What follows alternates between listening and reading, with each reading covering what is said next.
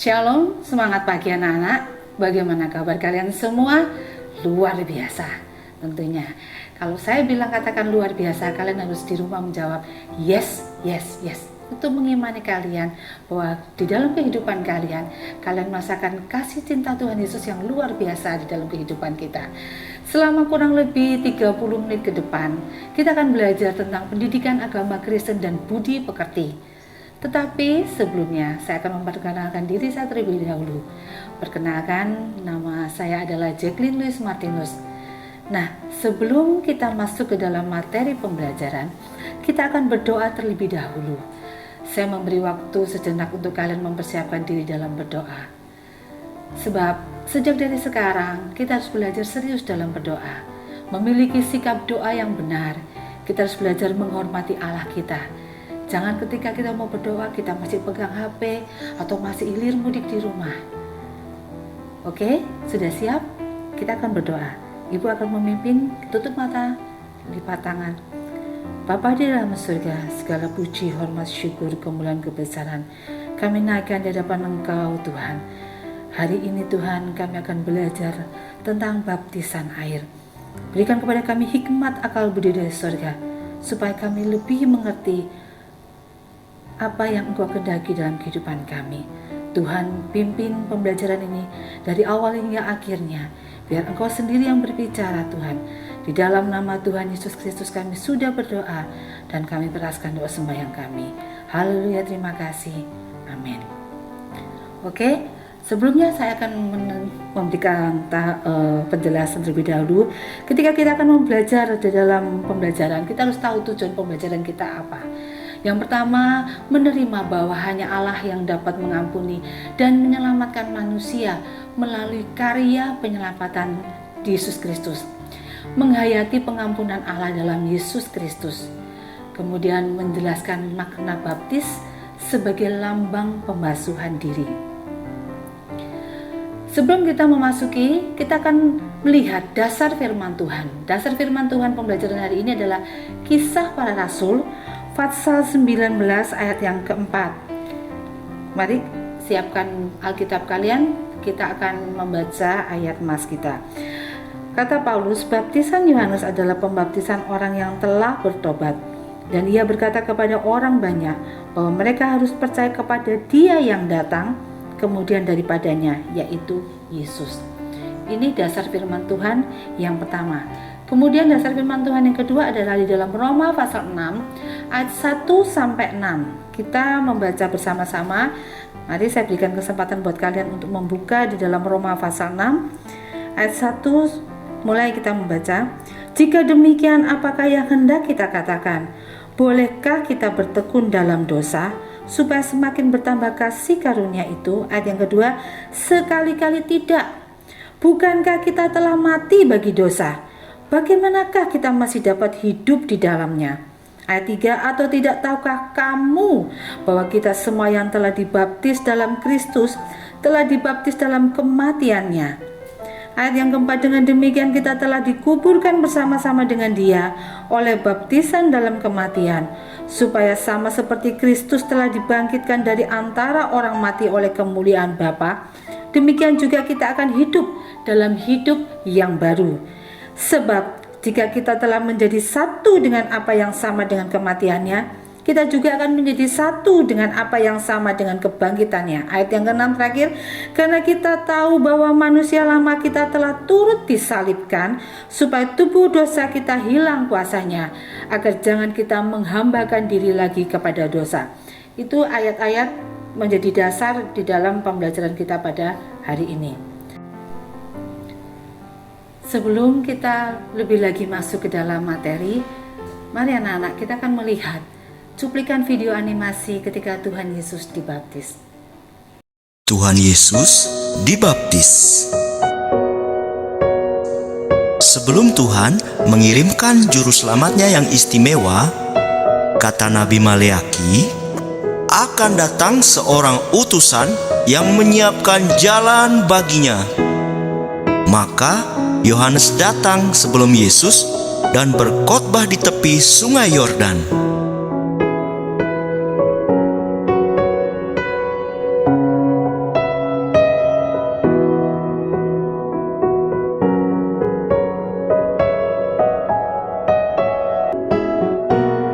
Persiapkan jalan bagi Tuhan, seru Yohanes.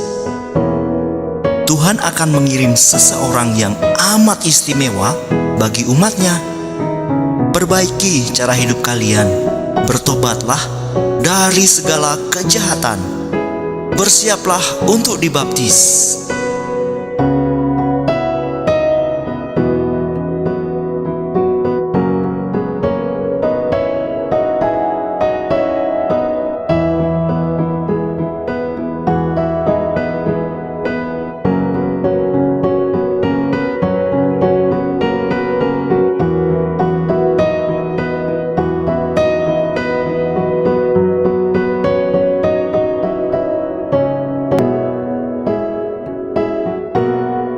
Mereka mau. Engkaukah juru selamat yang dijanjikan itu? Tanya mereka. Bukan, jawab Yohanes. Membawa sandalnya pun aku tak layak. Ia akan melakukan hal-hal ajaib. Lihat saja nanti.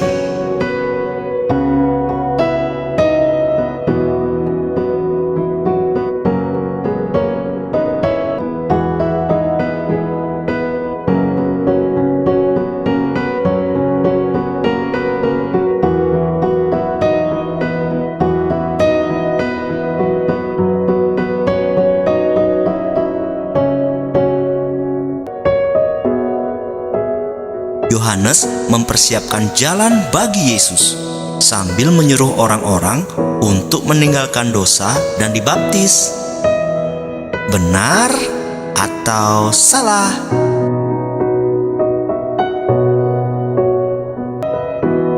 Yesus menemui Yohanes untuk dibaptis.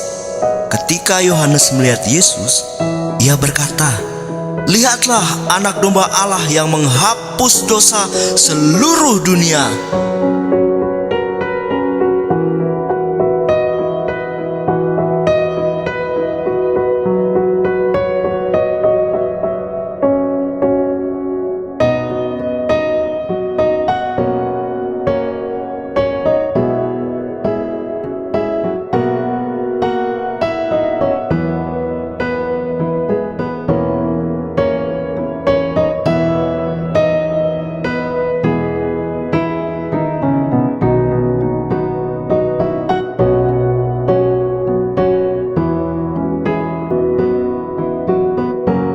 "Aku ingin kau membaptisku," kata Yesus. "Jangan," jawab Yohanes. "Akulah yang harus engkau baptis." "Percayalah padaku," kata Yesus. "Inilah perbuatan yang benar."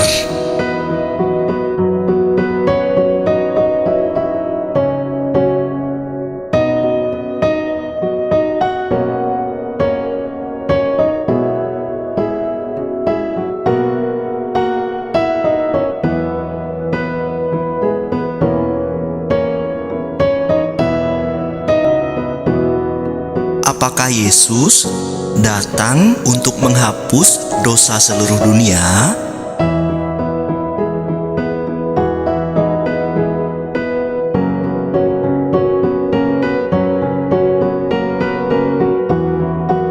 Maka Yesus pun dibaptis oleh Yohanes.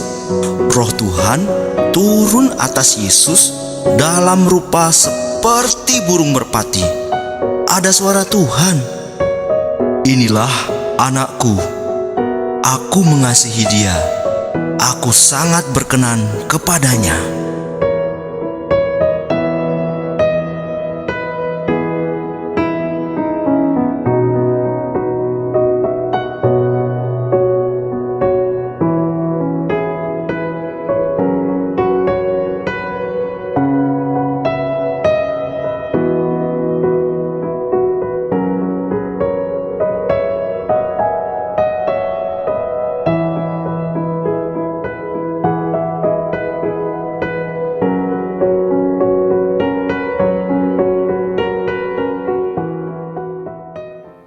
Arti baptisan. Baptisan berasal dari bahasa Yunani, yaitu baptizo, berarti menyelamkan atau mencelupkan. Dalam Injil Markus pasal 7 ayat 4, dan kalau pulang dari pasar mereka juga tidak makan kalau tidak lebih dahulu membersihkan dirinya. Jadi ini merupakan adat juga dari bangsa Yahudi. Kemudian kalau kita buka di dalam Injil Lukas pasal 11 ayat yang ke-38 berbunyi demikian, orang Farisi itu melihat hal itu dan ia heran karena Yesus tidak mencuci tangannya sebelum makan. Jadi adat istiadat Yahudi mengenai membasuh anggota tubuh dengan air itu sebagai simbol pembersihan diri. Adat kebiasaan ini berkaitan dengan makna baptisan sebagai pembasuhan atau membersihkan air. Membersihkan dengan air maksud saya. Kita lihat di dalam Markus pasal 1 ayat 4. Dikatakan demikianlah Yohanes Pembaptis tampil di padang gurun. Tadi kita sudah melihat videonya ya. Bagaimana Yohanes Pembaptis berseru-seru di padang gurun. Dia katakan bertobatlah dan berilah dirimu dibaptis dan Allah akan mengampuni dosamu. Ayat yang kelima dikatakan, lalu datanglah kepadanya orang-orang dari seluruh daerah Yudea dan semua penduduk Yerusalem, dan sambil mengaku dosanya mereka dibaptis di sungai Yordan. Ayat yang keenam, Yohanes memakai jubah bulu unta dan ikat pinggang kulit dan makanannya belalang dan madu hutan. Selanjutnya ayat yang ketujuh dikatakan, inilah yang diberitakannya. Sesudah aku, maksudnya Yohanes Pembaptis, akan datang. Ia, itu dikatakan huruf besar, itu menunjukkan Tuhan Yesus yang lebih berkuasa daripadaku. Membungkuk dan membuka tali kasutnya pun aku tidak layak. Jadi di sini kita bisa lihat bahwa Yohanes Pembaptis merasa dia tidak layak di hadapan Tuhan Yesus. Ayat yang ke-8 dikatakan, aku membaptis kamu dengan air. Tetapi ia, huruf besar lagi itu Tuhan Yesus, akan membaptis kamu dengan Roh Kudus. Pada waktu itu datanglah Tuhan Yesus dari Nazaret di tanah Galilea, dan ia dibaptis di sungai Yordan oleh Yohanes. Kita tadi sudah melihat filmnya. Ayat yang ke-10, pada saat ia keluar dari air, ia melihat langit terkoyak dan roh seperti burung merpati turun ke atasnya. Lalu terdengarlah suara dari surga, engkaulah anakku yang kukasihi, kepadamulah aku berkenan. Kita lanjut di dalam tentang baptisan Yohanes. Baptisan Yohanes adalah baptisan pertobatan yang dilakukan di sungai Yordan. Sebenarnya orang Yahudi yang hidup jauh sebelumnya, yaitu sebelum zaman Yohanes Pembaptis, sudah mengenal adanya baptisan, yaitu melalui adat pembasuhan seperti yang dilakukan oleh Nabi Elisa terhadap Naaman. Kita tahu bagaimana Naaman yang sakit kusta, dia masuk ke dalam Yordan, sungai Yordan, untuk supaya dia bisa tahir, sembuh dari sakit kustanya. Nah, kalau kita lihat di gambar di samping, itu adat mereka sebelum mereka memasuki ibadah, mereka harus membasuh tangannya, membersihkan diri. Seperti itu. Adat pembasuhan perjanjian lama lebih mempunyai arti sebagai penyucian diri, sedangkan baptisan Yohanes bersifat eskatologis, menuju kepada Kristus yang akan membaptiskan dengan Roh Kudus dalam Markus pasal 1 ayat 4-8. Baptisan Yohanes sekalipun bermakna penyucian diri dari dosa ataupun pembasuhan, namun sifatnya melambangkan pertobatan dan pengharapan akan kebangkitan Kristus. Kita lanjut kemudian tentang baptisan Yohanes lagi. Jauh sebelum Yohanes Pembaptis melakukan baptisan dalam tradisi Yahudi, juga ada tata cara pembasuhan dengan air yang bermakna membasuh dosa manusia. Seperti tadi yang Ibu katakan, Naaman yang menyelam ke dalam air untuk menyembuhkan penyakitnya, penyakit kusta. Kalau kita lihat Injil Markus pasal 1 ayat 4-11, itu menunjukkan bahwa baptisan Yohanes adalah kelanjutan penerus dari adat pembasuhan perjanjian lama, namun dengan pengertian baru, yaitu bukan sekedar penyucian saja tetapi sebagai lambang pertobatan. Kita bisa lihat di dalam Kisah Para Rasul ayat 19, pasal 19 ayat yang keempat maksud saya, untuk menerima pengampunan dosa. Lukas pasal 3 ayat 3. Yohanes mengatakan dia membaptis dengan air, tetapi Tuhan Yesus membaptis dengan Roh. Yesus sendiri datang untuk dibaptis oleh Yohanes. Kita lihat tadi di videonya, Mulanya memang Yohanes ragu, tetapi Tuhan Yesus harus menggenapi nubuat mengenai dirinya. Kita lanjut lagi di dalam baptisan Yohanes, dikatakan baptisan membasuh tubuh dan jiwa kita dari gaya dan cara hidup lama ke cara hidup yang baru, yaitu hidup menurut ajaran Kristus. Dengan demikian, dalam hidup baru ini kita dibebaskan dari perhambaan dosa. Sebaliknya, kita menjadi hamba Allah di dalam Yesus Kristus. Dibebaskan dari hamba dosa artinya manusia diberi kekuatan untuk melawan kuasa dosa dengan mengandalkan kuasa Yesus. Baptisan menjadi pertanda seseorang menjadi milik Kristus. Kita mati bersama Kristus dan kita bangkit bersama Dia. Melalui baptisan, kehidupan lama yang penuh dosa dikuburkan, dibuang jauh-jauh, dan kita bangkit dalam hidup yang baru. Jika demikian, apakah baptisan merupakan jaminan keselamatan bagi orang Kristen? Keselamatan itu diperoleh hanya karena kasih anugerah Allah di dalam Yesus Kristus. Kemudian kita lanjut, kita dibaptis karena kita telah diselamatkan oleh Allah di dalam Yesus Kristus. Jadi tindakan Allah mendahului tindakan manusia. Jadi Allah yang mengambil inisiatif. Semua yang kita lakukan merupakan wujud jawaban kita terhadap kasih karunia Allah di dalam Yesus Kristus. Semua manusia itu berdosa, tidak ada yang tidak berdosa. Karenanya semua manusia membutuhkan pengampunan. Pembaptisan hanyalah merupakan awal dari suatu proses sepanjang hidup kita sebagai anak-anak terang. Berdoa dan membaca Alkitab itu merupakan bagian dari proses itu. Hidup sebagai anak-anak terang artinya berpikir, berkata-kata, dan bertindak sesuai dengan terang firman Tuhan atau ajaran Yesus. Ada beberapa baptisan yang kita lihat, ini baptisan anak-anak. Gereja mengakui dan melaksanakan baptisan anak dari usia bayi dan baptisan dewasa.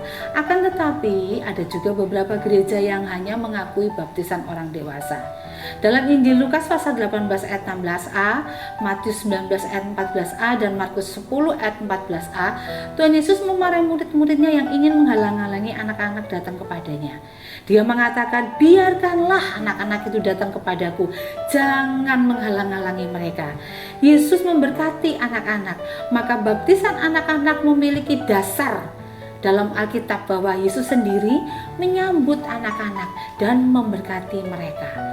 Jadi, baptisan anak-anak memiliki dasar dalam Alkitab, begitu pula baptisan orang dewasa.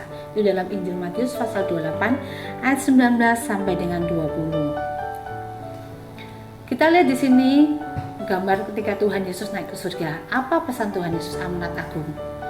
Baptisan ada di dalam amanat agung. Dia merupakan perintah dari Tuhan Yesus. Dalam Injil Matius pasal 28 ayat 19 sampai 20 dikatakan Yesus minta murid-muridnya untuk pergi ke seluruh penjuru bumi, kabarkan Injil Kerajaan Allah, dan baptis orang-orang percaya dalam nama Bapa, Anak, dan Roh Kudus. Yesus menginginkan agar keselamatan diperluas, mencakup seluruh bangsa. Keselamatan yang pada mulanya hanya dipahami oleh milik bangsa Israel sebagai umat pilihan Allah kini diperluas. Yesus menjadi milik semua bangsa. Kita ingat lagunya, Yesus cinta segala bangsa di dunia. Nah, contohnya seperti itu. Setiap orang dari berbagai bangsa yang percaya kepadanya menjadi murid Tuhan Yesus. Tandanya adalah melalui baptisan. Dan mereka pun menerima anugerah keselamatan. Jadi unsur percaya amat penting di dalam baptisan, yaitu hanya orang yang percaya kepada Kristus dan orang yang bertobat yang akan menerima baptisan kudus. Baptis percik atau selam. Sejak beberapa waktu yang lalu banyak terjadi perdebatan mengenai cara baptisan mana yang lebih alkitabiah. Namun Alkitab tidak memberikan penekanan pada cara baptis tertentu. Alkitab lebih memberikan penekanan pada makna baptisan. Setiap gereja melakukan cara baptisan menurut tradisi dan aturan gereja masing-masing. Yang terpenting bukan cara seseorang dibaptis, melainkan makna baptisan itu sendiri. Dilahirkan kembali, itu pertobatan yang sejati, lahir baru. Dilahirkan kembali atau sering disebut dengan lahir baru bukan kelahiran secara jasmani seperti yang dimaksudkan oleh Nikodemus, yaitu seorang masuk kembali ke dalam rahim ibunya. Kita bisa baca di dalam Yohanes pasal 3 ayat 4, tetapi saya tidak membaca ini ayat. Dilahirkan kembali yang dimaksudkan oleh Tuhan Yesus adalah kelahiran yang harus dialami seseorang agar ia bisa masuk ke dalam kerajaan Allah. Kelahiran ini adalah kelahiran secara rohani, bukan kelahiran secara jasmani. Kelahiran secara rohani seringkali juga disebut sebagai pertobatan, yang artinya berpaling kepada Allah. Orang yang dilahirkan kembali dibebaskan dari kuasa dosa dan ikatan kuasa kegelapan. Maka ia menjadi ciptaan yang baru, manusia rohani yang disebut sebagai anak Allah. 2 Korintus pasal 5 ayat 17 dan 1 Timotius pasal 6 ayat 11. Jadi, untuk dapat masuk ke dalam kerajaan Allah, manusia harus dilahirkan 2 kali, secara jasmani dan secara rohani. Itulah sebabnya mengapa Tuhan Yesus mengatakan kita harus dilahirkan kembali. Kita masuk ke dalam rangkuman. Baptisan merupakan salah satu sakramen dalam gereja Protestan yang mengakui dua sakramen, yaitu yang pertama sakramen perjamuan kudus dan baptisan kudus. Baptisan kudus merupakan tanda seseorang menjadi bagian dari persekutuan orang percaya yang telah bertobat dan bersedia hidup baru dalam anugerah Yesus Kristus. Semua orang yang telah dibaptis dalam nama Bapa, Putra, dan Roh Kudus adalah orang-orang yang telah menjadi bagian atau anggota dari persekutuan orang percaya. Jika seseorang dibaptis pada masa kanak-kanak, dia dibaptis berdasarkan pengakuan dan iman dari orang tuanya. Tugas, kita masuk dalam tugas penugasan ya. Di situ dikatakan kita mencari berbagai sumber pemahaman tentang dosa dan pertobatan serta hal-hal yang berkaitan dengannya. Jadi kalian mencatat, mencari sumber-sumbernya, bagaimana kemudian kalian jelaskan. Yang kedua, baca bagian Alkitab dari kitab 2 Raja-Raja pasal 5 ayat 1 sampai 14. Kitab ini bercerita mengenai Naaman yang disembuhkan dari penyakitnya karena diminta Nabi Elisa untuk mandi 7 kali di Sungai Yordan dan dia pun sembuh. Apakah makna baptisan menurut bacaan Alkitab yang kamu baca dalam 2 Raja-Raja tadi? Yang ketiga, tadi kita sudah membaca di dalam Injil Markus pasal 1 ayat 4 sampai 8. Apakah perbedaan antara baptisan dalam Markus pasal 1 ayat 4 sampai 8 dan 2 Raja-Raja tadi yang pasal 5 ayat 1 sampai 14? Kalian jelaskan. Kemudian yang keempat, adakah unsur penting yang tidak boleh dilupakan dalam baptisan, yaitu mengenai percaya? Yang kelima, carilah dari berbagai sumber yang benar. Bisa ditanyakan kepada guru sekolah minggu kalian mungkin, atau pengerja gereja atau orang tua kalian, hasil temuan dari berbagai bacaan mengenai arti baptisan, kemudian tujuan baptisan dan persyaratan orang menerima baptisan. Sekian dari saya penjelasan tentang baptisan air. Mungkin dari kalian bisa lebih lagi mempelajari hal ini. Sebelum saya menyelesaikan materi ini, mari kita akan berdoa untuk menutup pembelajaran pada hari ini. Berdoa dimulai. Terima kasih Bapa dalam surga, puji syukur kami naikkan di hadapan Engkau. Kami berterima kasih untuk kasih anugerah dan pertolongan-Mu, penyertaan-Mu selama pembelajaran ini. Biarlah Tuhan sendiri yang berkata-kata, Engkau berikan kepada kami hikmat akal budi, Roh Kudus memberkati kami dan menyertai kami. Di dalam nama Tuhan Yesus Kristus kami sudah berdoa, haleluya, amin. Terima kasih.